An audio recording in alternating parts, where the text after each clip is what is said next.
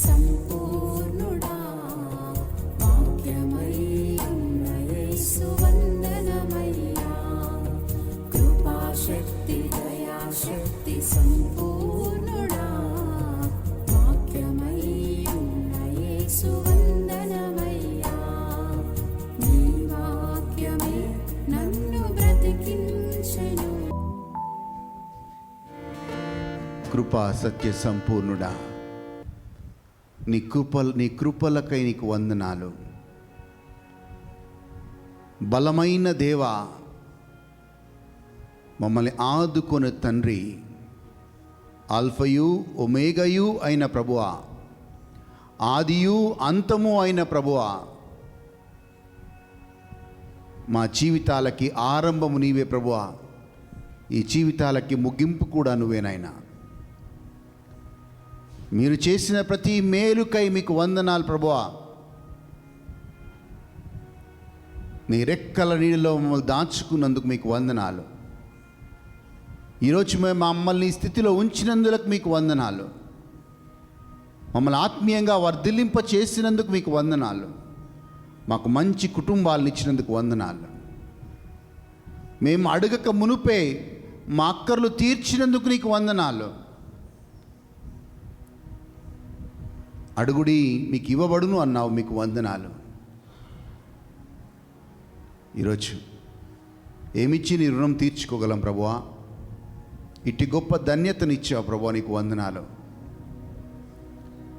మరొక్కసారి నాయనా నీ పాదాలకు నమస్కరిస్తూ ప్రభువా, ఈ ఉదయకాలం మీరు మా జీవితాల్లో చేసిన ప్రతి మేలుకై కృతజ్ఞతలు తెలియచేస్తూ ప్రభువా సాగిలపడి అయ్యా కృతజ్ఞతా స్తోత్రాలు చెల్లిస్తూ ఉన్నాం. ఈ వాక్యం వినబోతుండగా ప్రభువా మరొక్కసారి మాతో మాట్లాడమని యేసు నామములో అడుగుచున్నాము తండ్రి. దయచేసి కూర్చుందాం. Praise the Lord. అందరికీ ప్రైజ్ ది లార్డ్ అన్నాను. హల్లెలూయా. ఓకే, డిసెంబర్ మాసంలోకి వచ్చాం. సో డిసెంబర్ అనగానే మనకి క్రిస్మస్ గుర్తుకొస్తుంది. సో ఈ నెలంతా కూడా క్రిస్మస్ గురించే, యేసు ప్రభు పుట్టుక గురించి మనం ఎక్కువగా ధ్యానిద్దాం.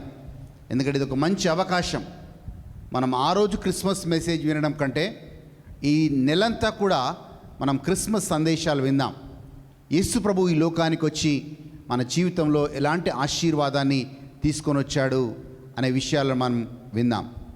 సామెతల గ్రంథం 25వ అధ్యాయం 25వ వచనం నుంచి బైబిల్లో నుంచి చూద్దాం దయచేసి. Book of Proverbs chapter 25 verse 25. 25వ అధ్యాయం 25వ వచనం చూద్దాం. దప్పిక కొనిన వానికి చల్లని నీరు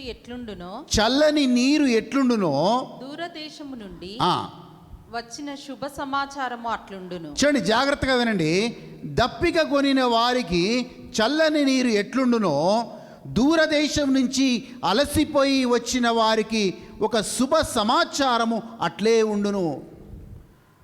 as a cold water to the very soul, so is the good news from a far off country. చూడండి, అలసిపోయిన వాడికి ఎప్పుడైనా ఇంటికి వస్తే, బాగా అలసిపోయిన వాళ్ళకి గ్లాస్ మంచినీళ్ళు ఇస్తే వాళ్ళు హ్యాపీగా రిలాక్స్ అవుతారు.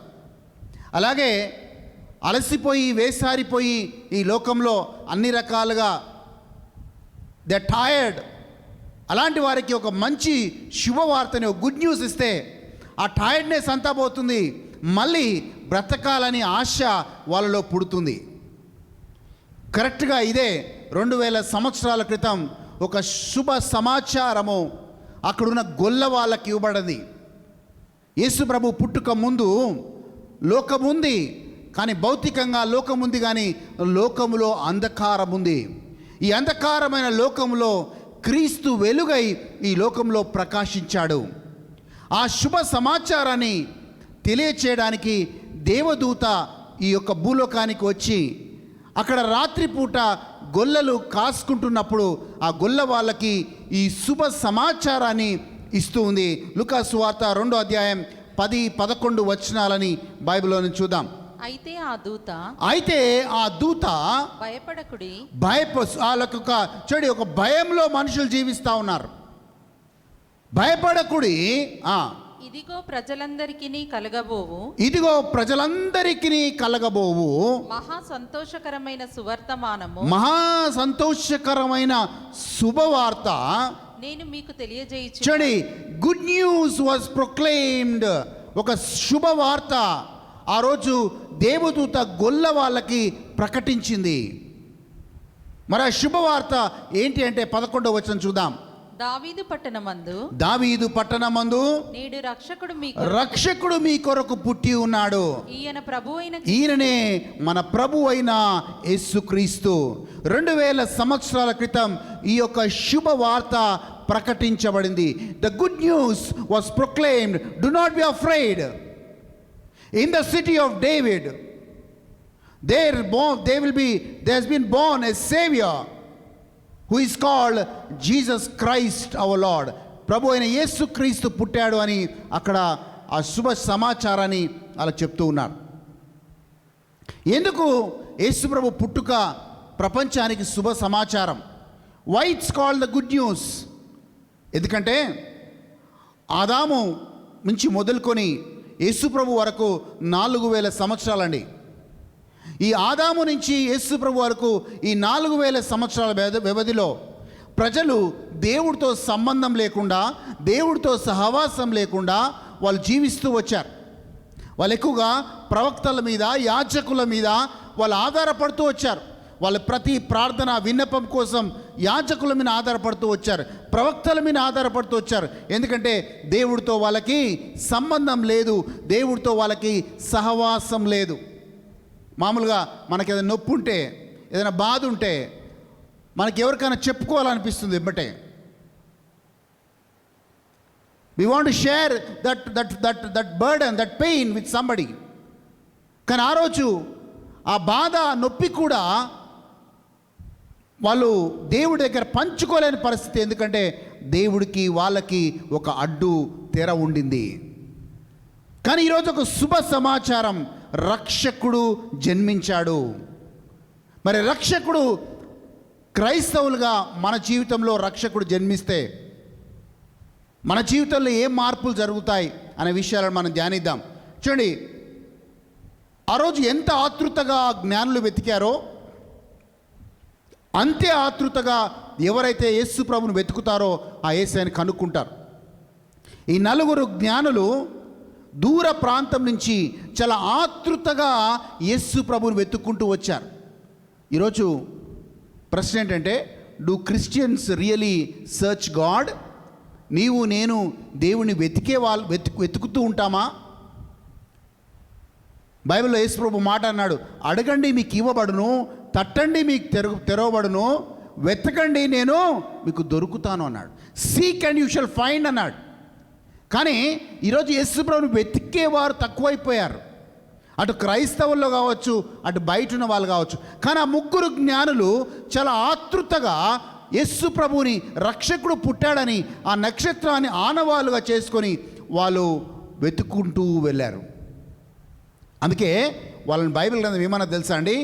జ్ఞానులు అన్నది. ఏమన్నది? జ్ఞానులు. They are called the wise people. మరి ఈ లోకంలో జ్ఞానులు ఎవరో తెలుసా? దేవుణ్ణి వెతికేవారు జ్ఞానులు. All those people who seek God are wise, are called wise. దేవుణ్ణి వెతకని వారు, దానికి సమాధానం లేదు. కీర్తన 14వ అధ్యాయం 2వ వచనం చూద్దాం.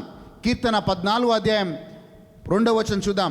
ఎవరు జ్ఞానులు అనే మాట అక్కడ రాయబడి ఉంది, చూద్దాం.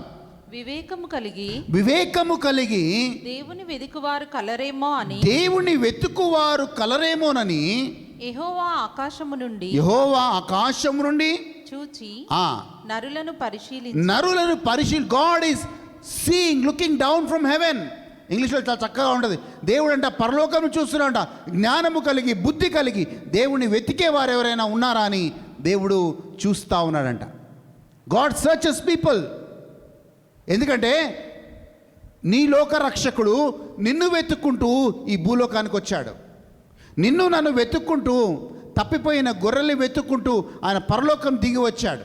ఈరోజు దేవుడు ఏం చూస్తున్నా అంటే జ్ఞానము కలిగి బుద్ధి కలిగి దేవుణ్ణి వెతికే వారు ఎవరైనా ఉన్నారా అని దేవుడు చూస్తున్నాడు అంట. హల్లెలూయా. వాళ్ళ జ్ఞానవంతులు ఎందుకన్నారంటే దే వర్ ఈగర్. ఆ నక్షత్రం నడిపిస్తూ ఉంది. ఆ నక్షత్రం నడిపిస్తూ ఉంటే ఆ నక్షత్రాన్ని ఆనవాలుగా చేసుకొని ఈ రక్షకుని కనుక్కోవాలని వాళ్ళు వెళ్ళారు. మరి రక్షకుని కనుక్కున్న తర్వాత ఏం చేశారు? మీరు కూడా రక్షకుని కనుక్కున్నారు, మీరు కూడా రక్షకుని తెలుసుకున్నారు, మీరు కూడా రక్షకుని పొందుకున్నారు.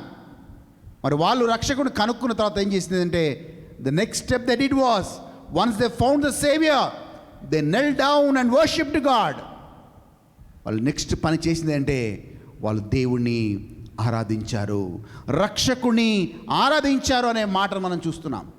సో మనము కూడా ఒకసారి రక్షకుని కనుక్కున్న తర్వాత నెక్స్ట్ మనం చేయాల్సిందంటే క్రైస్తవులుగా ఆయన ఆరాధించాలి. కానీ చాలామందికి ఆ ఆరాధనకి టైం కూడా లేదు. వాళ్ళు జ్ఞానులు ఎందుకన్నారంటే ఒకటి రక్షకుని కనుక్కున్నారు, రక్షకుని కనుక్కున్న వాళ్ళు దేవుణ్ణి ఆరాధించారు. మత్తయి సువార్త 2వ అధ్యాయం 10వ వచనం చూద్దాం. మత్తయి సువార్త 2వ అధ్యాయం 10వ వచనం చూద్దాం దయచేసి. వారు ఆ నక్షత్రమును చూసి అత్యానంద భరితులై ఇంటిలోనికి వచ్చి చూడండి, ఎప్పుడైతే నక్షత్రంను చూశారో they were exceedingly of great joy అని మాట ఉంది. They rejoiced with exceedingly great joy. వారు నక్షత్రము చూసి అత్యంత ఆనందభరితులై ఇంటిలోకి వచ్చిరి. ఈ నక్షత్రం గురించి మాట్లాడదాం.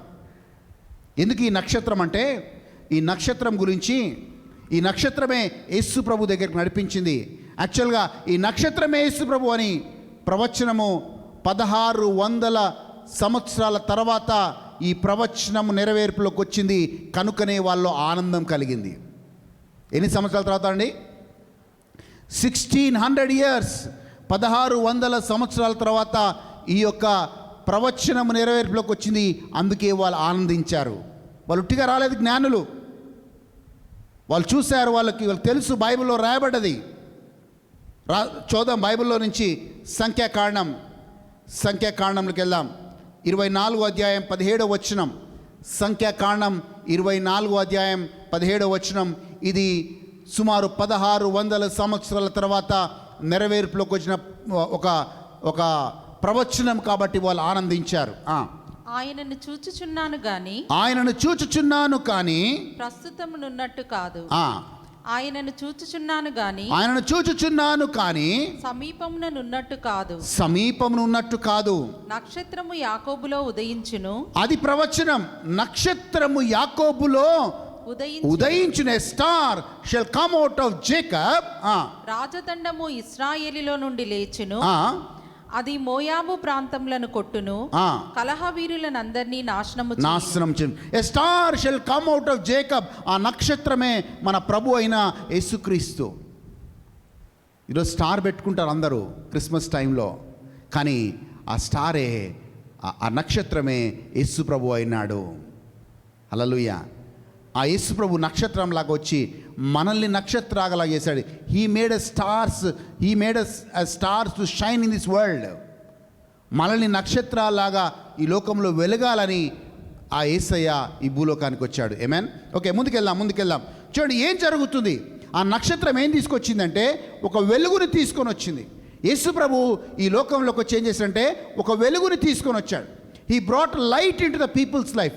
ఆ రోజు అంధకారంలో ప్రజలు ఉన్నారు, ఆ రోజు పాపంలో ప్రజలు ఉన్నారు, ఆ రోజు దేవుడితో సంబంధం లేకుండా ప్రజలు జీవిస్తున్నారు.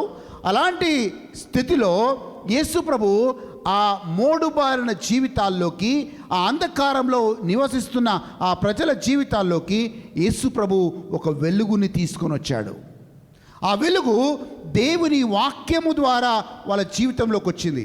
2 పేతురు 1వ అధ్యాయం 9వ వచనం చూద్దాం. 2 పేతురు 1వ అధ్యాయం 9వ వచనాన్ని బైబిల్లో చూద్దాం. ఈరోజు జాగ్రత్తగా ఈ క్రిస్మస్ మెసేజ్ని విందాం. 4 రకాల గుణగణాలు క్రైస్తవుల్లోకి వస్తాయి ఒకవేళ యేసయ్య మీలోకి నిజంగా జన్మిస్తే. తన మహిమను బట్టి గుణాతిశయమును బట్టి మనల్ని పిలిచిన వాని గూర్చిన అనుభవ జ్ఞానము మూలముగా ఆయన దైవశక్తి ఆ, జీవమునకును ఆయన దైవశక్తి జీవమునకును భక్తికిని కావలసిన వాటినన్నిటినీ ఆ, మనకు దయచేయుచున్నందున మనకు దయచేయుచున్నందున దేవుని గూర్చినట్టియు ఆ, మన ప్రభు అయిన యేసును గూర్చినట్టియునైనా ఆ, అనుభవ జ్ఞానము వలన మీకు కృపయు సమాధానమును ఆ, విస్తరించునుగాక. అమ్మ మొదటి పేతురు చూద్దాం. మొదటి పేతురు, రెండో పేతురు చదివారా మీరు? ఓకే, మొదటి పేతురు చూద్దాం.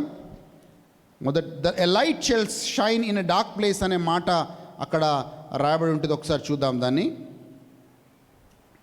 మొదటి పేతురు చూద్దాం దయచేసి.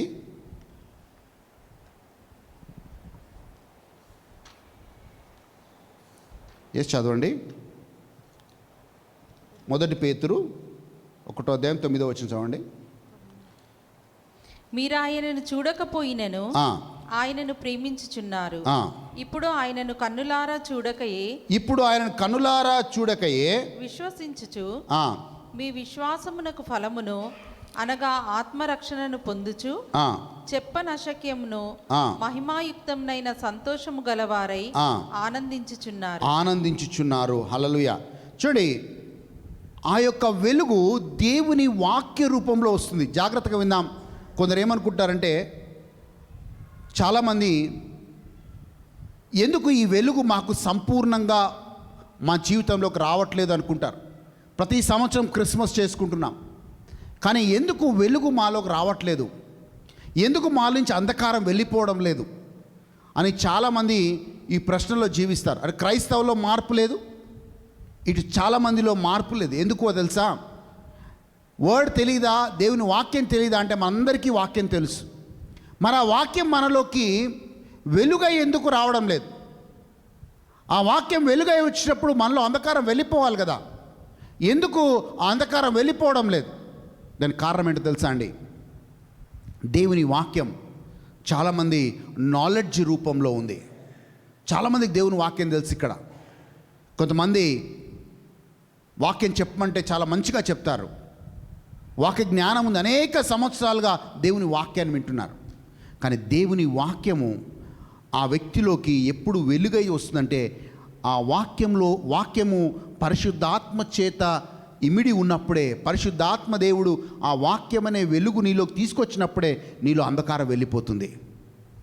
ఇంకా మీకు క్లారిటీగా చెప్పాలంటే, లోకం మొత్తము శూన్యంగా ఉన్నప్పుడు, వెన్ ద వరల్డ్ వాస్, ప్రపంచం మొత్తం కూడా శూన్యంగా ఉన్నప్పుడు, అప్పుడు ఆ శూన్యంగా ఉన్న లోకంలో, ఇన్ ద వాయిడ్ వరల్డ్, వాక్యం చెప్తుంది, ఆ అగాధ జలముల మీద పరిశుద్ధాత్మ దేవుడు సంచరిస్తూ ఉన్నాడనే మాటని చెప్తుంది. ఆ యొక్క పరిశుద్ధాత్మ దేవుడు సంచరిస్తున్న సమయంలో దేవుని వాక్యము విడుదల చేయబడ్డది. ఎప్పుడైతే దేవుని వాక్యము విడుదల చేయబడ్డదో అప్పుడు దేర్ వాజ్ ఎ క్రియేషన్. ఎంతమందికి అర్థమవుతుంది? ఎప్పుడైతే దేవుని వాక్యం విడుదల చేయబడిందో పరిశుద్ధాత్మ దేవుడు అక్కడ ఉన్నాడు కాబట్టి ఆ శూన్యమైన లోకంలో, ఆ అంధకారమైన లోకంలో వెలుగు నింపబడింది. సృష్టించడము దేవుడు ఆరంభించాడు. అంటే ఆ సృష్టిలో ఇద్దరు భాగస్థులైనారు. ఒకటి దేవుని వాక్యం, రెండు పరిశుద్ధ ఆత్మదేవుడు. వాక్యాన్ని చూద్దాం, మనకు అర్థమవుతుంది. వాక్యం ఆదికాండం 1వ అధ్యాయం 2-3 వచనాలు చూద్దామండి. ఆదికాండం 2వ అధ్యాయం 1వ అధ్యాయం 2-3 వచనాలు చూద్దాం. భూమి నిరాకారముగాను శూన్యముగాను ఉండెను. చీకటి అగాధ జలము పైన కమ్మి ఉండెను. చూడండి, చీకటి కమ్మి ఉన్నది. There was darkness in the world. ఈ యొక్క భూమి అగాధ జలముల మీద కమ్మి ఉండెను. ఆ అగాధ జలం మీద కమ్మి ఉన్నప్పుడు దేవుని ఆత్మ జలములపై అల్లాడుచుండెను. There was a dark world and the spirit of God was hovering in the dark world. కానీ ఎప్పుడు మార్పును తీసుకొచ్చిందంటే, ఎప్పుడైతే దేవుని వాక్యం విడుదల చేయబడదో అక్కడ మార్పు తీసుకొచ్చింది. 2వ వచనం చూద్దాం. దేవుడు వెలుగు కమ్మని పలుకగా వెలుగు కలిగెను. చూడండి, అప్పుడు వరకు అంధకారం ఉంది.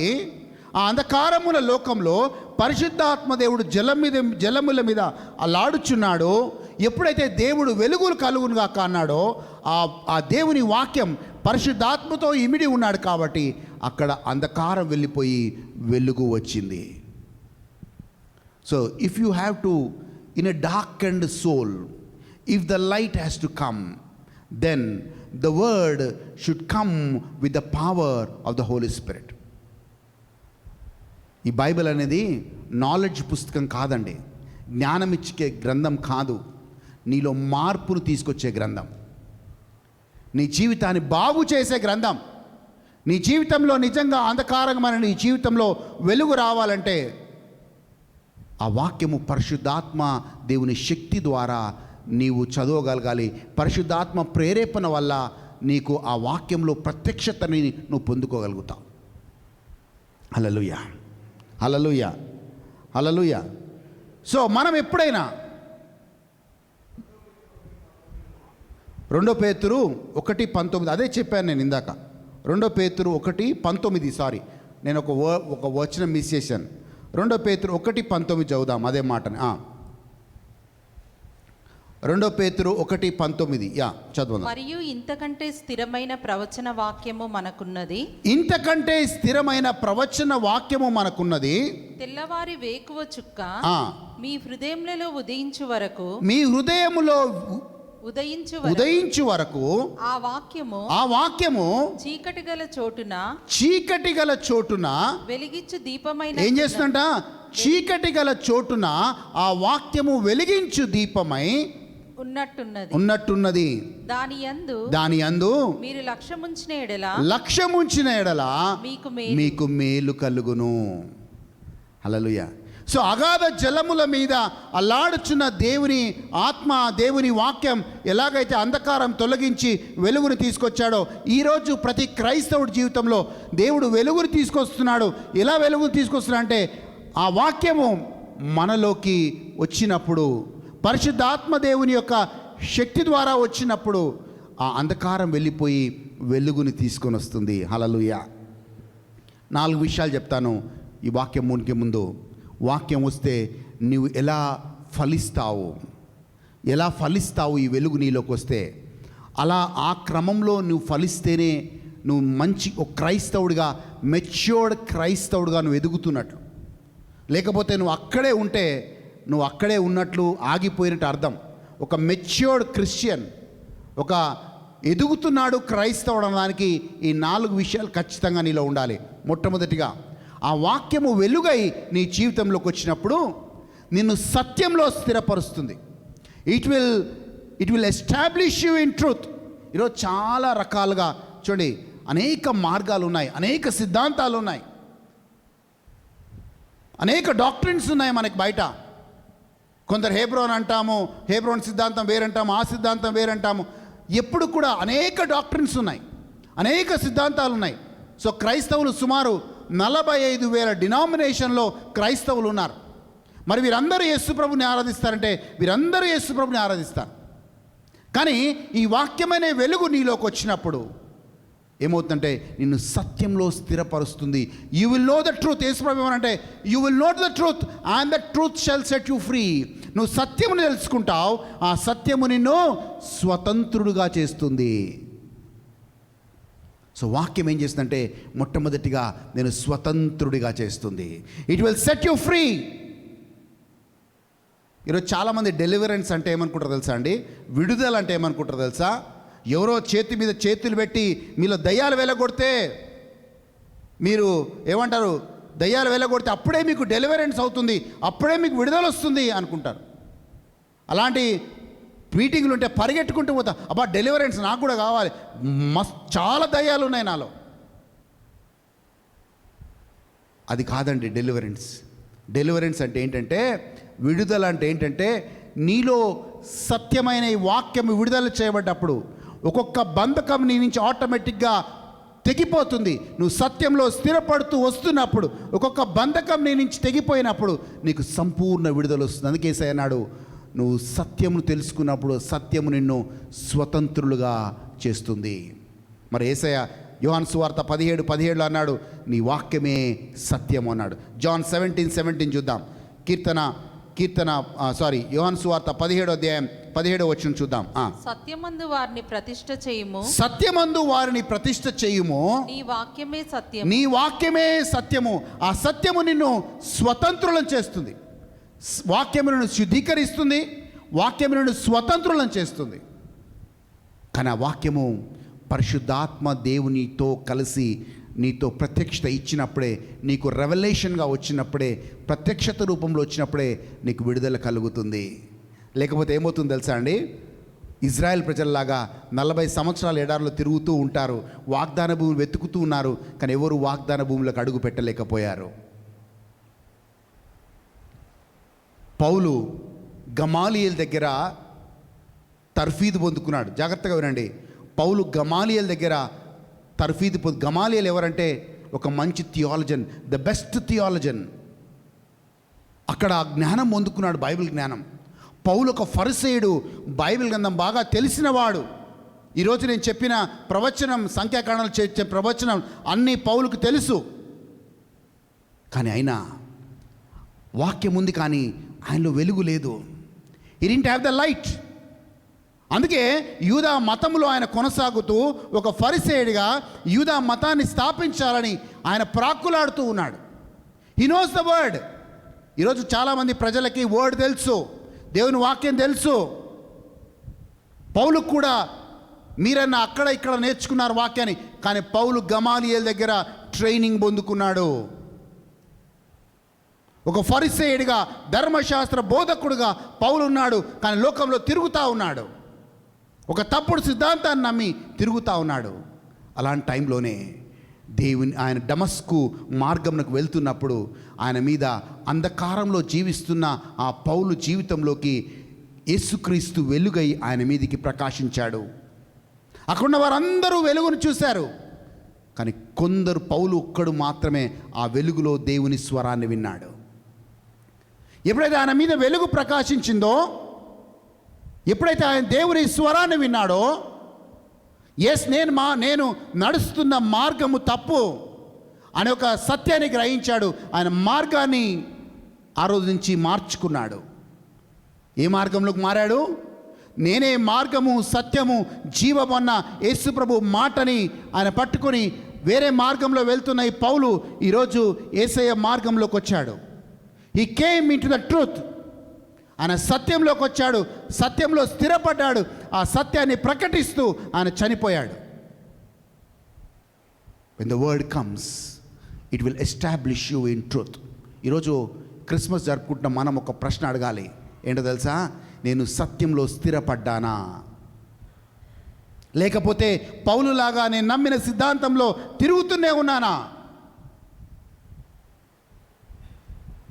The primary responsibility is you have to be established in truth. సత్యంలో నువ్వు స్థిరపడాలి.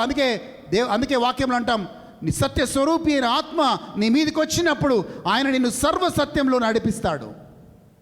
సో ఆత్మ వచ్చినప్పుడు నిన్ను సత్యంలోకి నడిపిస్తాడు. పౌలు మీదకి బలముగా దేవుని ఆత్మ వచ్చాడు. మనం చూద్దాం అపోస్తుల కార్యాలు 9వ అధ్యాయం 2-3 వచనాలు చూద్దాం దయచేసి. అపోస్తుల కార్యాలు 9వ అధ్యాయం 2-3 వచనాలు చూద్దాం. ఎస్. ఈ మార్గమందున్న పురుషులనైనను, ఈ మార్గమందున్న పురుషులైనను, స్త్రీలనైనను కనుగొనిన ఎడల వారిని బంధించి యెరూషలేమునకు తీసుకొని వచ్చుటకు దమస్కులోని సమాజముల వారి పత్రికలిమ్మని అడిగెను. అతడు ప్రయాణము చేయుచు దమస్కు దగ్గరికి వచ్చినప్పుడు అకస్మాత్తుగా ఆకాశము నుండి ఒక వెలుగు అతని చుట్టూ ప్రకాశించెను. ఈ వెలుగు గురించి మాట్లాడుతున్నాను ఈరోజు. I'm talking about this light. ఈ వెలుగు ఆయన మీద ప్రకాశించింది. ఎస్. 4వ వచనం చదవండి అమ్మా. అప్పుడు అతడు నేల మీద పడి సౌలా నీవేళ నన్ను హింసించుచున్నావని తనతో ఒక స్వరము పలుకుట వినెను. ప్రభువా నీవెవడవని అతడు అడగగా. చాలమ్మా, ఈ ప్రశ్న నువ్వు అడగగలిగితే నీ లైఫ్లో యేసు ప్రభుని కనుక్కుంటావు. ఆయన పడిపోయినప్పుడు ఆ వెలుగు ఆయన మీద ప్రకాశించినప్పుడు మొదటి ప్రశ్న ఆయన ఏమంటుందంటే, ప్రభువా నువ్వెవరు అని అడుగుతున్నాడు. Lord, who are you Lord? కనుక్కున్నాడు. వెతికే ప్రతి ఒక్కడు దేవుణ్ణి కనుక్కుంటాడు. నువ్వు దేవుడు నీకు బయలుపాటు కాలేదంటే నువ్వు వెతకటం ఆపేశావు. ఈరోజు క్రిస్మస్ జరుపుకునే ముందు ఒకటి అడుక్కోవాలి, నన్ను నేను ప్రశ్నించుకోవాలి, am I established in truth? లేకపోతే పౌల్లాగా యూదా మతంలో తిరుగుతున్నట్లు నేను కూడా తిరుగుతున్నానా? లేకపోతే స్థిరమైన సత్యంలో నేను స్థిరపడ్డానా? Am I established in truth? నేను చెప్పాను, ఎందుకో తెలుసా, అనేక డాక్ట్రిన్స్ మనల్ని ఇన్ఫ్లుయెన్స్ చేస్తూ వచ్చాయి. ఎక్కడన్నా మీటింగ్లకు పోతే ఒకరినొకరు మార్చుకోవాలని చూస్తారు. ఇగో నువ్వు వెళ్ళే చర్చ్ రాంగ్ తెలుసా, నువ్వు నమ్మే సిద్ధాంతం రాంగ్ తెలుసా, ఆర్గ్యుమెంట్లు, డిస్కషన్లు. నేనేమంటానంటే, ఆ సత్య స్వరూపైన ఆత్మ నువ్వు కలిగి ఉన్నప్పుడు సత్యంలో ఆయన్ని నడిపిస్తాడు. బైబిల్ తెలిసిన వాళ్ళందరికీ సత్యం తెలుసని అర్థం కాదండి. బైబిల్ చాలామందికి నాలెడ్జ్గానే తెలుసు. వాక్యం చూస్తాం మనము. అపోస్తుల కార్యం 8వ అధ్యాయంలో నపుంసకుడు ఒకడు ఉంటాడు. బైబిల్ గ్రంథం ఉంది ఆయన చేతిలో. ఆయన చదువుతా ఉన్నాడు, యెషయా గ్రంథంలో ఉన్న ప్రవచనం చదువుతా ఉన్నాడు, కానీ నాకు అర్థం కావట్లేదు. అప్పుడు దేవుడు ఏం చేస్తాడు తెలుసా? దేవుని ఆత్మ ఫిలిప్పుని పంపిస్తున్నాడు, వెళ్ళు ఆ నపుంసకుడి దగ్గరికి వెళ్ళు అని. ఆ నపుంసకుడికి ఆ యొక్క యెషయా గ్రంథంలోంచి ప్రవచనం గురించి చదివి ఎప్పుడైతే ఆ నపుంసకుడికి వివరిస్తున్నాడో అప్పుడు నపుంసకుడిలోకి మార్పు వస్తుంది. మార్పు రావడమే కాదు, ఆయనలో వెలుగు వచ్చింది. వెలుగు రావడమే కాదు, ఆయన బాప్తిజం తీసుకున్నాడు. యేసు ప్రభు ఆయనకి రక్షణనిచ్చాడు. He didn't understand the scriptures unless somebody who is filled with the Holy Spirit explained it to him. నీకు దేవుని ఆత్మ ద్వారా దేవుని వాక్యము చెప్పబడినప్పుడు నీలో వెలుగు ప్రకాశిస్తుంది. ఎప్పుడైతే నీలో వెలుగు ప్రకాశిస్తుందో నీలో అంధకారం వెళ్ళిపోతుంది. హల్లెలూయా, హల్లెలూయా. ఎస్, మొట్టమొదటి first reason is that you will be established in truth. సత్యంలో నువ్వు స్థిరపరచబడతావు యేసు ప్రభువును వెలుగు నీ మీద నిజముగా ప్రకాశిస్తే. 2, ఒకసారి ఆ వెలుగు ప్రకాశించినప్పుడు ప్రజలు దేవుని భయములో జీవిస్తారు. They live in fear of God. Yesu ప్రభులో గుణం కనిపిస్తుంది. ఆ గుణం ఏంటో తెలుసా? యెషయా 11:2 ప్రకారంగా యేసయ్యలో ఆ ఫలాల్లో ఒక ఫలం ఏంటంటే ఫియర్ ఆఫ్ గాడ్. దేవుని భయం అనే ఫలము యేసు ప్రభులో ఉంది. The 7 spirits, 1 spirit is fear of God. దేవుని భయము లేదు కాబట్టి ఈరోజు చాలామంది పాపంలో జీవిస్తున్నారు. యు నో ద వర్డ్, నీకు వాక్యం తెలుసు, చర్చికి వెళ్తావు, కానీ నీలో ఏం లేదు తెలుసా? దేవుని భయం లేదు. సో దేవుని భయం లేదు కాబట్టి నువ్వు అన్ని రకాల పనులు చేస్తావు. లోకస్తులకి నీకు ఎందుకు తేడా లేదంటే నీలో దేవుని భయం లేదు. హల్లెలూయా. యెషయా 11:2 చూద్దాం. యెషయా 11:2. యెహోవా ఆత్మ జ్ఞాన వివేకములకు ఆధారమగు ఆత్మ ఆలోచన ఫలములకు ఆధారమగు ఆత్మ తెలివిని యెహోవా ఎడల భయభక్తులను అర్థం చేసుకున్నామని యెహోవా ఎడల భయభక్తులను పుట్టించు ఆత్మ. The spirit of the fear of the lord. ఈ భయం లేదు కాబట్టే క్రైస్తవులు ఇష్టానుసారంగా జీవిస్తున్నారు. నాకు తెలియని వాక్యమా, నేను జరుపుకోని క్రిస్మసా? ఈ భయం ఉంటే మనుషులు పరిశుద్ధతలో నడుస్తారు. When you have this fear, A people walk in holiness. వాళ్ళ దృష్టి దేని మీద ఉంటుందంటే రోజుని శుద్ధీకరించుకోవాలి, రోజు నాలో ఉన్న శరీర క్రియల్ని విడిచిపెట్టాలి, నేను దేవుడికి దగ్గర కావాలి అని ఆ దేవుని భయం గల వాళ్ళు. ఈరోజు గ్రేస్ డాక్ట్రిన్లో ఉన్నవాళ్ళు, దేవుడు అంటే భయం లేదు. They don't fear God. అంతా గ్రేస్. పాపం చేసినా గ్రేస్. కృప గురించి సరిగా అర్థం చేసుకోవడం మనకి చాలా అవసరము. నీలో దేవుని భయం ఉందా? ఏ రోజైతే యేసు ప్రభువుని రక్షకుడు అంగీకరించావో ఆ రోజు అంగీకరించిన రోజు నుంచి ఉన్న భయము ఈ రోజు ఇంకా కొనసాగుతుందా, లేకపోతే ఆ భయము తగ్గిందా? యోసేపుకు భయం ఉండింది. ఎందుకు యోసేపు పాపం చేయలేదంటే యోసేపులో ఒక భయం ఉండింది, దేవుడు అంటే ఒక భయం ఉండింది. ఆ భయముతో యోసేపు అంటే భూమి ఆకాశము సృష్టించిన దేవుడికి వ్యతిరేకంగా నేను పాపము చేయను అన్నాడు ఆ పోతీఫర్ భార్యతో. ఎందుకంటే దేవుని భయము యోసేపులో ఉంది కాబట్టి. ఆ భయము నీలో ఉందా? If you have that fear, as you will walk in truth. If you have that fear, you walk with God. మీకు తెలుసా ఎందుకు ధర్మశాస్త్రం ఇవ్వబడ్డదంటే, ఎందుకు 10 ఆజ్ఞలు పాత నిబంధనలో ఇవ్వబడ్డాయంటే 2 కారణాలు. దేవుని భయము ప్రజల్లో ఉండాలని చెప్పి దేవుడు ఆ రోజు మోషే ద్వారా 10 ఆజ్ఞల్లో ఇచ్చాడు.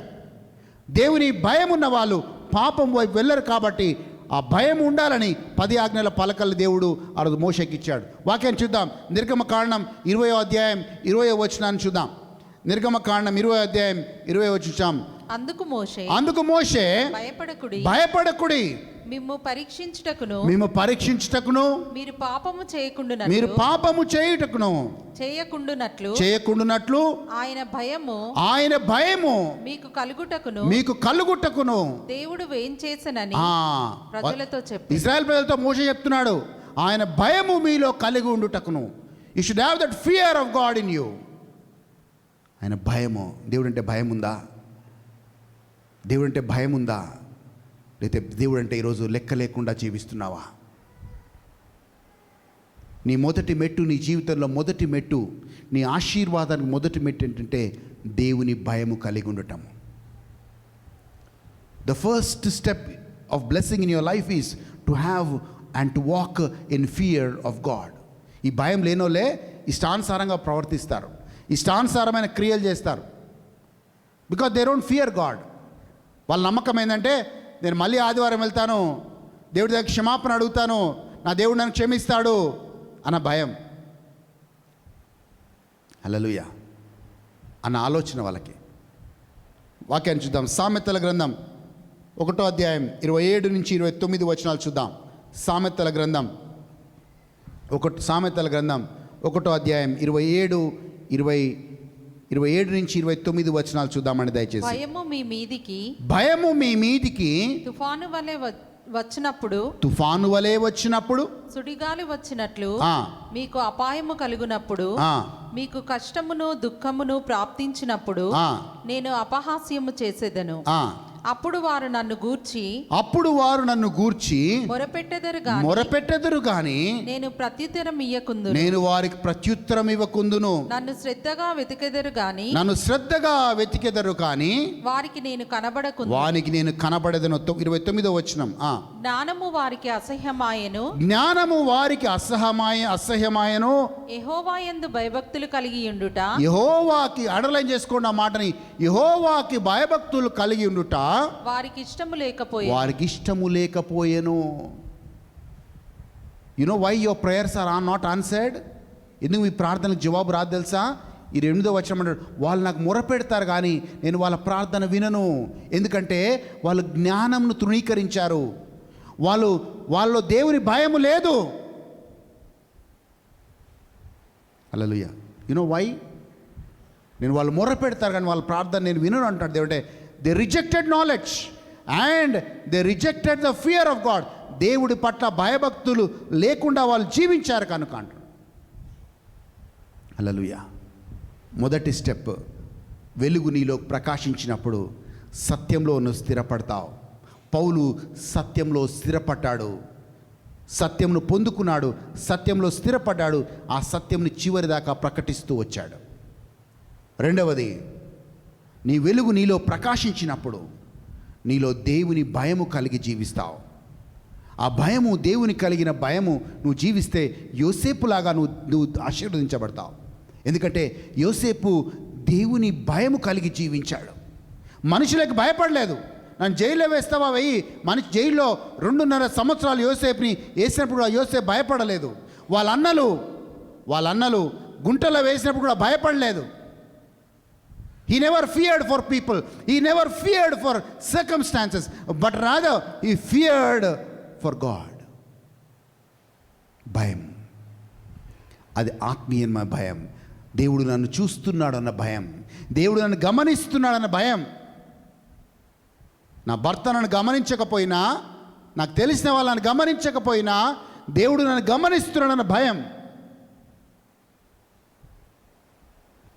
ఆ భయమే నిన్ను దేవుడి దగ్గరికి చేరుస్తుంది. సామెతలు 8వ అధ్యాయం 13వ వచనం. సామెతలు 8వ అధ్యాయం 13వ వచనం. యెహోవా యందు భయభక్తులు కలిగి ఉండుట, యెహోవా యందు భయభక్తులు కలిగి ఉండుట, చెడుతనమును అసహించుకొనుట. యెహోవా యందు భయభక్తులు కలిగి ఉంటా అంటే ఏంటి? చెడుతనం అసహించుకోవడమే. చదవమ్మా. గర్వము అహంకారము, గర్వము అహంకారము, దుర్మార్గత, కుటిలమైన మాటలు నాకు అసహ్యం.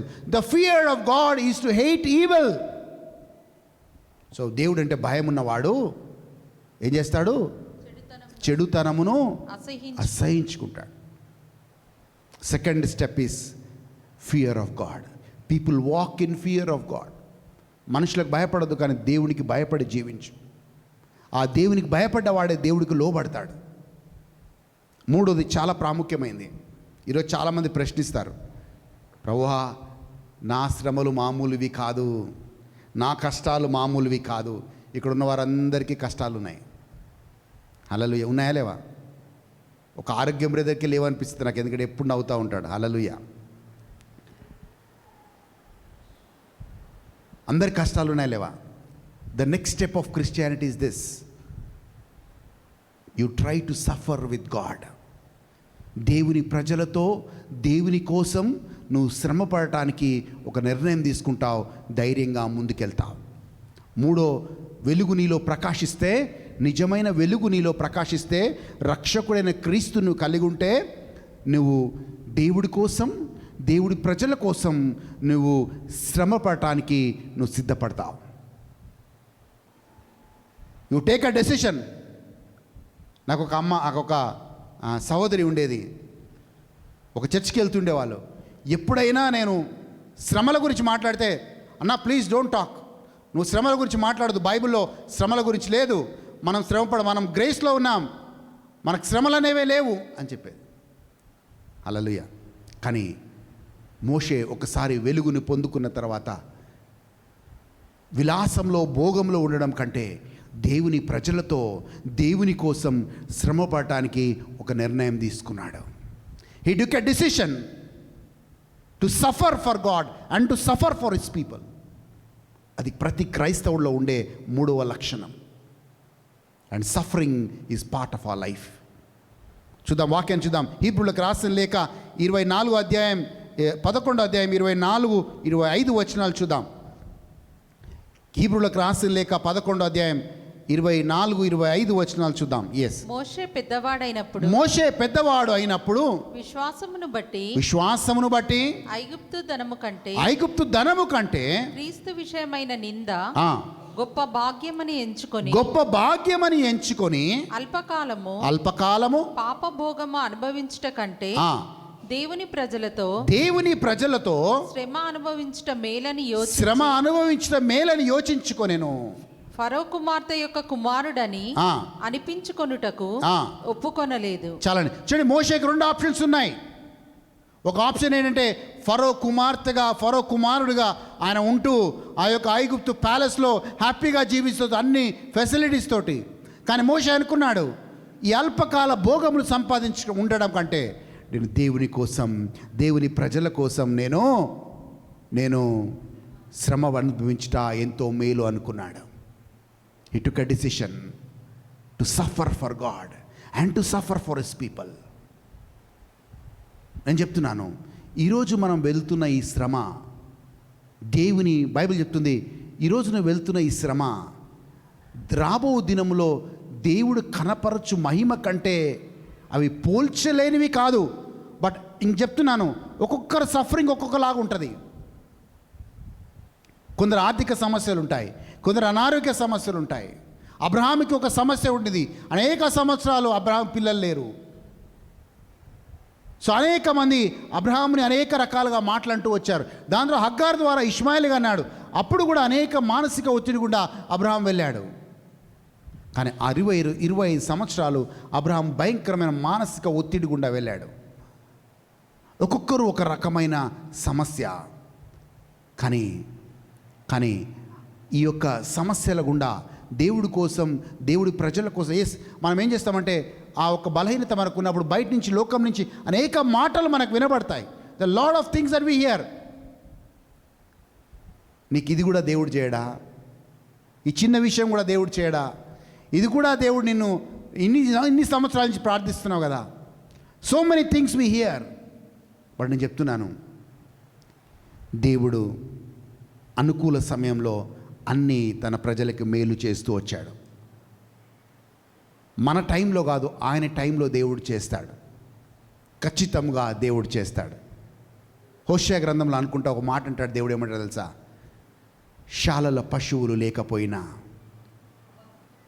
చెట్లకి అంజూరపు పళ్ళు కాయకపోయినా, నేను నా దేవుణ్ణి ఏమంటాడు?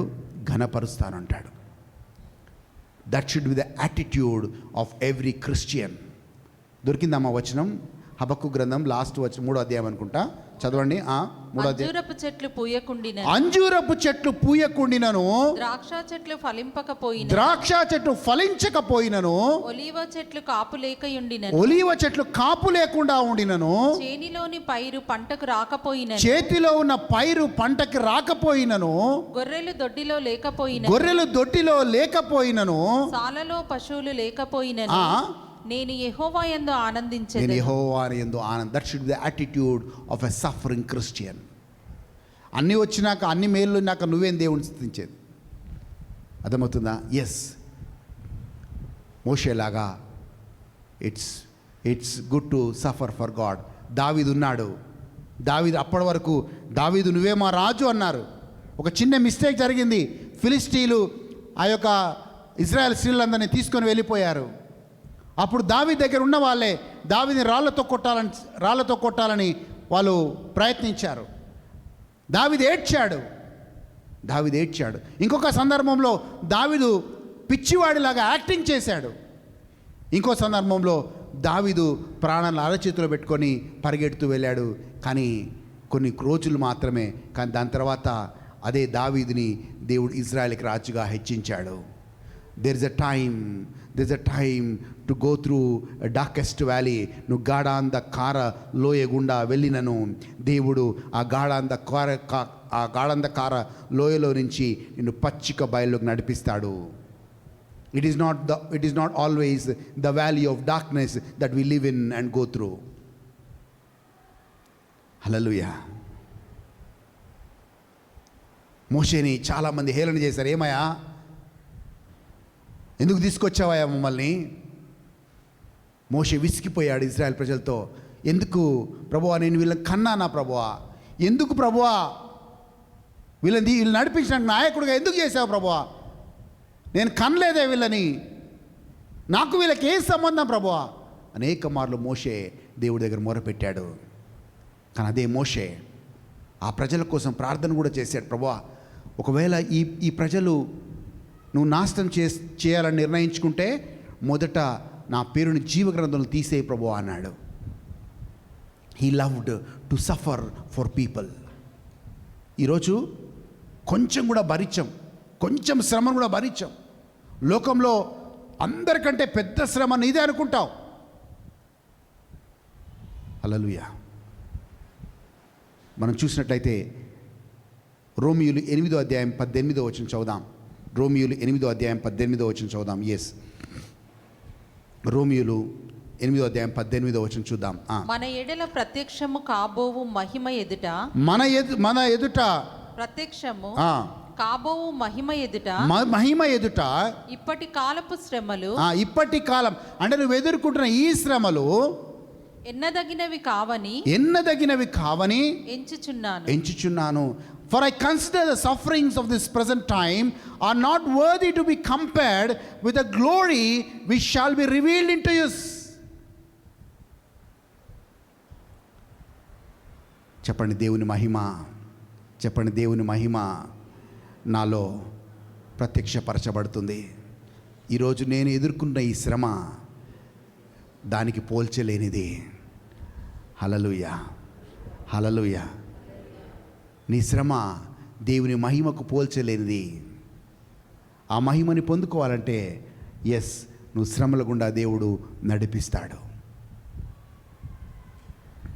అండ్ ప్రతిసారి పరీక్ష తర్వాతనే దేవుడు ప్రమోషన్ ఇస్తాడు. ఆ పరీక్ష గుండా ప్రతి ఒక్కరూ వెళ్తారు. కోర్స్ ఒక్కొక్కరికి ఒక్కో రకమైన పరీక్ష ఉంటుంది. చాలామంది ఈ పరీక్షని ఎదుర్కోలేక, ఫేసే చేయలేక వెనుకకు తిరిగిపోయిన వాళ్ళు చాలామంది. దాంట్లో ఇజ్రాయెల్ ప్రజలు వాళ్ళ పరీక్షలు ఏది పాస్ కాలేకపోయారు. అందుకే వాళ్ళు వాగ్దాన భూమికి వెళ్ళలేకపోయారు. They could never pass the test and they have seen the miracles of God. దేవుని అద్భుతాలు వాళ్ళ కళ్ళతో చూశారు, కానీ దేవుడు పెట్టిన ఏ పరీక్షలో కూడా పాస్ కాలేదు. అందుకే వాగ్దాన భూమిలోకి అడుగు పెట్టలేకపోయారు. ఈరోజు క్రైస్తవుల పరిస్థితి కూడా అంతే. అన్నీ బాగున్నప్పుడు దేవుని స్తుతిస్తారు, కొంచెం శ్రమ వచ్చినప్పుడు వెనుకకు తిరిగి వెళ్ళిపోతారు. And that is the face of every believer and every God servant. నాకు కూడా చాలాసార్లు అనిపించింది, ఆపేద్దాం ఈ సేవని, ఈ బైబిల్ని పక్కకు పెడదాం. చాలాసార్లు అనిపించింది, కొన్ని వేల సార్లు అనిపించింది. కానీ దేవుడికి స్తోత్రం, దేవుని ఆత్మ మళ్ళీ నన్ను బలపరిచి, నువ్వు ముందుకు వెళ్ళు, నేను నీతో ఉన్నానని దేవుడు నడిపిస్తూ వచ్చాడు. అదే దేవుడు నిన్ను కూడా నడిపించునుగాక. హల్లెలూయా.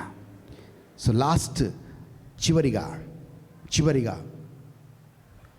4 విషయాలు చెప్పాను. నీలో వెలుగు ప్రకాశిస్తే 1 సత్యంలో నువ్వు స్థిరపడతావు, 2 దేవుని భయంలో నువ్వు నడుస్తావు, 3 దేవుని కోసం, దేవుని ప్రజల కోసం శ్రమ పడటానికి నువ్వు సిద్ధపడతావు, 4 దేవుని సేవ చేయడానికి నిర్ణయం తీసుకుంటావు. You take a decision to serve God. యెహోషువ ఒక నిర్ణయం తీసుకున్నాడు, నేను నా కుటుంబము యెహోవాని మాత్రమే సేవిస్తామని ఒక నిర్ణయం తీసుకున్నాడు.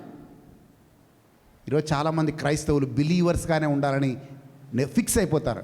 నాకెందుకు ఇదంతా?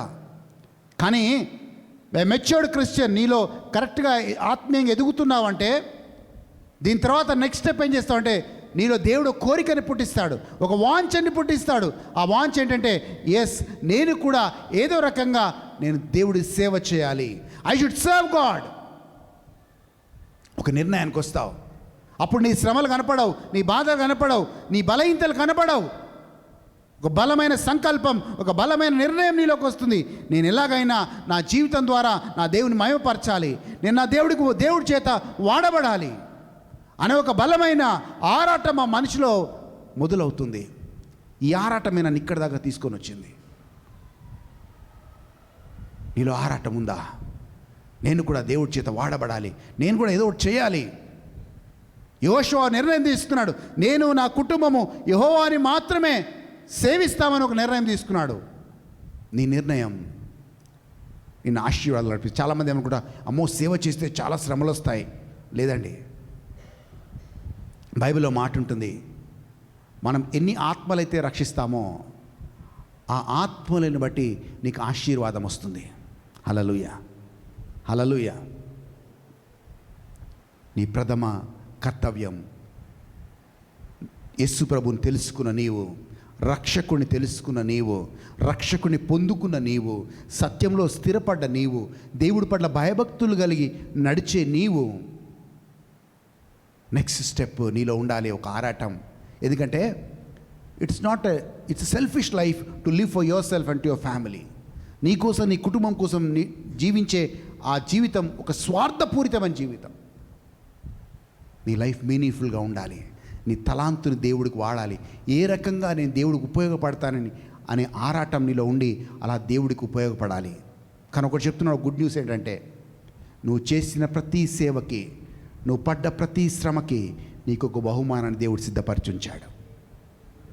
There is a reward. నువ్వు కార్చిన ప్రతి కన్నీరికి, నువ్వు యేసు ప్రభువు చేసుకున్న ప్రతి అడుగుకి there is a reward. There is a reward. అది మనుషులు ఇచ్చే రివార్డ్ కాదు, దేవుడిచ్చే రివార్డ్.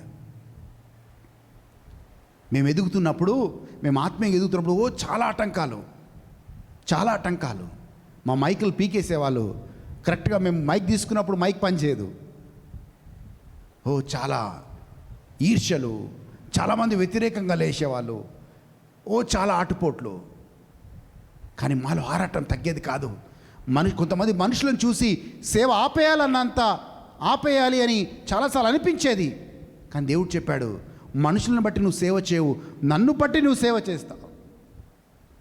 నీ రోల్ మోడల్ మనుషులు కాదు, నీ రోల్ మోడల్ నేను అని పదే పదే దేవుడు గుర్తు చేసేవాడు. So your role model is not any God servant including me. నీ రోల్ మోడల్ యేసు ప్రభు అయి ఉన్నప్పుడు నువ్వు సేవ చేయాలన్న ఆరాటం నీలో ఎప్పుడూ ఉంటుంది. ఎందుకంటే నీ దేవుడు సేవ చేసే మార్గాన్ని చూపించాడు కాబట్టి. వాక్యాన్ని చూద్దాం, ఒక్కసారి వాక్యాన్ని చూద్దాం. కొలొస్సీలు రాసిన లేఖ 3వ అధ్యాయం 23-24 వచనాలు చూద్దాం. కొలొస్సీలు రాసిన లేఖ 3వ అధ్యాయం 23-24 వచనాలు చూద్దాం దయచేసి. ఎస్. ప్రభువు వలన స్వాస్థ్యమును ప్రతిఫలముగా పొందుదుమని ఎరుగుదురు గనుక మీరేమి చేసినను అది మనుషుల నిమిత్తము కాక ప్రభు నిమిత్తమని మనస్ఫూర్తిగా చేయుడి. మీరు ప్రభు అయిన క్రీస్తునకు దాసులై ఉన్నారు. అన్యాయము చేసిన వానికి చాలమ్మా, చాలు. హల్లెలూయా. So you are God servants. నా రివార్డ్, నా ఇన్హెరిటెన్స్ నా దేవుడి దగ్గర ఉంది. నీ సేవని ఈ లోకంలో ఎవరు గుర్తించకపోయినా నీ దేవుడు గుర్తిస్తున్నాడు. దానికి ఒక బహుమానాన్ని దేవుడు సిద్ధపరిచాడు. మనుషుల కోసం సేవ చేయొద్దు, మనుషుల వైపు చూసి సేవ చేయొద్దు, దేవుడి వైపు చూసి సేవ చేయాలి. Service should be a part of your life. So 4 steps జాగ్రత్త గుర్తుపెట్టుకోండి. నువ్వు ఏ స్టెప్లో ఉన్నావో ఆ స్టెప్ నుంచి ముందుకు రావాలి. మొదటి స్టెప్, ఎప్పుడైతే ఆ నక్షత్రము వెలుగు నీ మీద ప్రకాశిస్తుందో, క్రీస్తు వెలుగు నీ మీద ప్రకాశిస్తుందో, పౌలులాగా అసత్యంలో తప్పుడు సిద్ధాంతంలో ఉన్న పౌలు ఎలాగైతే తన జీవితాన్ని మార్చుకొని యేసుప్రభు మార్గంలోకి వచ్చాడో, ఆ వ్యక్తి, వాక్యం తెలిసిన ఆ వ్యక్తి, క్రైస్తవుడైన వ్యక్తి సత్యంలో స్థిరపడతాడు. He will establish his life in truth. ఆ సత్యంలో స్థిరపడ్డ మనిషి ఎవరికి భయపడ్డావు, ఎందుకంటే ఇది సత్యము అని తెలుసు కాబట్టి ఆ సత్యం కోసం నిలబడతాడు, ఆ సత్యాన్ని ప్రకటిస్తాడు. మొదటి క్వాలిటీ. రెండో క్వాలిటీ, దేవుని భయంలో నడుస్తాడు ఆ వ్యక్తి. ప్రతి విషయంలో దేవుని భయంలో, ఆఫీస్లో పనిచేస్తున్నా దేవుని భయం కలిగి ఉంటాడు, మార్కెట్లో వెళ్ళినా దేవుని భయం కలిగి ఉంటాడు, ఎక్కడున్నా కానీ దేవుని భయం కలిగి జీవిస్తాడు. ఎందుకంటే ఒక ఆలోచన కలిగి జీవిస్తాడు, దేవుడు నన్ను గమనిస్తున్నాడు. God sees me, God sees your private life. నీ వ్యక్తిగత జీవితాన్ని కూడా దేవుడు చూసేవాడిగా ఉంటాడు. కొంతమంది అనుకుంటాం, ఎందుకు వాళ్ళు దీవించబడరంటే వాళ్ళు బయటికి మంచిగా ఉంటారు, కానీ వాళ్ళ ప్రైవేట్ లైఫ్ హారబుల్గా ఉంటుంది. వాళ్ళ వ్యక్తిగత జీవితం చాలా భయంకరంగా ఉంటుంది. కానీ ఆ ప్రైవేట్ లైఫ్ని, ఆ వ్యక్తిగత జీవితాన్ని కూడా దేవుడు చూస్తున్నాడు అన్న కాన్షియస్నెస్లో ఒక వ్యక్తి జీవిస్తాడు, దేవుని భయం ఆ వ్యక్తిలో ఉంటే. మూడోది చాలా ప్రాముఖ్యమైనది, నువ్వు దేవుని కోసం, దేవుని ప్రజల కోసం నువ్వు శ్రమ పడాలి అనే ఒక ఆలోచన, మోషేలాగా ఒక ఆలోచన, ఒక తాపత్రయం నీలోకి ఉంటుంది. You love to suffer for God and his people. మోషే ఆ ఐగుప్తు భోగభాగ్యాల కంటే దేవుని కోసం, దేవుని ప్రజల కోసం ఆయన శ్రమ పడాలని ఒక నిర్ణయం తీసుకొని బయటకు వచ్చాడు. అన్ని శ్రమలే మోషేకి. ఆ నిర్ణయం తీసుకున్న తర్వాత సుమారు 40 సంవత్సరాలు భయంకరమైన శ్రమలు.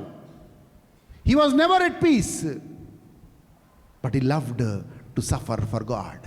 He loved to suffer for his people. And ఇంకోటి గుడ్ న్యూస్ ఏంటో తెలుసా, నీ యేసయ్య ఆయన శ్రమల వల్ల నీకు రక్షణను తీసుకొని వచ్చాడు. ఆయన గాయముల వల్ల, ఆయన దెబ్బల వల్ల, మానసికంగా, శారీరకంగా ఆయన పొందిన దెబ్బల వల్ల, ఆయన శ్రమల వల్ల నీకు నాకు రక్షణ, విడుదల వచ్చింది. నువ్వు యజమాని కంటే గొప్పవాడివి కాదు. ఎందుకంటే నువ్వు పొందుకుంటున్న ఈ శ్రమ రేపు దేవుడు కనపరిచే ఆ మహిమకి పోల్చలేనిది. It can never be compared with the glory that is about to be revealed to us. నీకు ఆ మహిమ ఇంపార్టెంట్. నాలుగవది చాలా ప్రాముఖ్యమైనది, ఆ నెక్స్ట్ స్టెప్ దేవుడి కోసం సేవ చేయాలనే ఆరాటం నీలో ఉంటుంది. నేను చెప్తున్నాను, ఒకరోజు వస్తుందండి, ఒకరోజు వస్తుంది. ఆ రోజు ఏంటో తెలుసా? సేవ చేసేవారు ఎవరు, సేవ చేయని వారు ఎవరు, వాళ్ళకి ఒక వ్యత్యాసాన్ని దేవుడు చూపిస్తాడు. God will show. మలాకీలో ఆ మాట రాస్తుంది, చదుదాం. మలాకీ గ్రంథం 3వ అధ్యాయం 18వ వచనం. మలాకీ గ్రంథం 3వ అధ్యాయం 18వ వచనం చదుదాం. ఎస్, మలాకీ 3వ అధ్యాయం 18వ వచనం. అప్పుడు నీతిగల వారెవరో, అప్పుడు నీతిగల వారెవరో, దుర్మార్గులెవరో, దుర్మార్గులెవరో, దేవుని సేవించు వారెవరో, దేవుని సేవించి వారెవరో, ఆయనను సేవించని వారెవరో, వారు ఆయనను సేవించని వారెవరో మీరు తిరిగి కనుగొందురు. This time where God is about to see ఎవరు దేవుని సేవిస్తున్నారు యథార్థంగా, ఎవరు దేవుని సేవించట్లేదని దేవుడు గమనిస్తాడు. హల్లెలూయా. It's a part of a Christian life to serve God. ఈరోజు నిర్ణయం తీసుకోండి ప్లీజ్. ప్రతి సంవత్సరం క్రిస్మస్ చేసుకుంటాం, కానీ క్రిస్మస్ చేసుకునేటప్పుడు ఆ వెలుగు సంపూర్ణంగా నాలో ప్రకాశించిందా? ఆ వెలుగు నాకు సంపూర్ణంగా ప్రకాశిస్తే నేను ఇంకా ఇంకా సత్యంలో, నేను కూడా ఇప్పటి వరకు కూడా ఇన్ని సంవత్సరాల పరిచర్య తర్వాత కూడా ఇంకా సత్యంలో స్థిరపడుతూనే ఉన్నాను.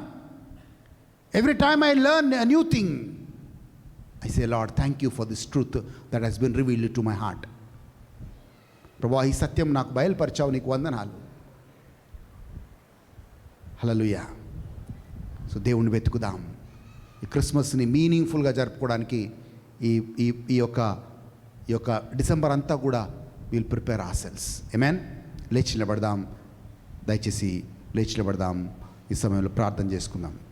మమ్మల్ని మిక్కిలిగా ప్రేమించు మా తండ్రి, నీకు వందనాలు, నీకు స్తోత్రాలు ప్రభువా. ఈరోజు విన్న వాక్యానుసారంగా నేను సత్యంలో స్థిరపడే కృపను నాకు దయచేయి ప్రభువా. రెండవది ప్రభువా, నాకు దేవుని భయము కలిగి జీవించే కృపను దయచేయి. మూడవది ప్రభువా, నేను నీ కోసం, నీ ప్రజల కోసం శ్రమపడే ఆ ఆలోచనని, ఆ కృపను నాకు ఇవ్వు ప్రభువా. నాలుగవది, నీ సేవ చేసే ఆరాటాన్ని నాకు ఇవ్వు ప్రభువా. ఆ సేవ ద్వారా నాకు బహుమానం ఉందని నేను నమ్ముతున్నాను ప్రభువా. I believe lord there is a reward for me in heaven. ఈ 4 విషయాలులో నాలో గమనించుకొని ఆ వాక్యం అనే వెలుగు నాలో ప్రకాశించునుగాక. ఆ వాక్యం అనే వెలుగు నాలో ప్రకాశించినప్పుడు నాలో ప్రతి అంధకారం తొలగిపోవునుగాక, నాకు విడుదల కలుగునుగాక, మాకు స్వస్థ కలుగునుగాక. యేసు నామంలో అడిగి వేడుకొంచున్నాము తండ్రి. ఆమేన్. ఆమేన్.